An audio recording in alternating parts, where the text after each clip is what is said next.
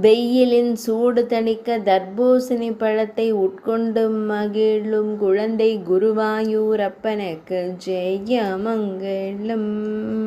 அழகிய நீலமணி வண்ணனுக்கு சுபமங்கலம். தர்பூசணி பழத்தினை மடியில் வைத்து உட்கொண்டு மகிழும் குழந்தை தெய்வத்திற்கு சுபமங்கலம். அழகிய நீலமணி வண்ணனாய் திருக்காட்சி தந்தருள்வதற்கு சுபமங்கலம். சுருள்முடியில் மயிர்பீலி சூடியருளும் கருங்குழல் அழகனுக்கு ஜெயமங்கலம். திருமேனியில் பொன் ஆபரணங்கள் அணிந்தருளும் பொன்னுண்ணி கண்ணனுக்கு ஜெயமங்கலம்.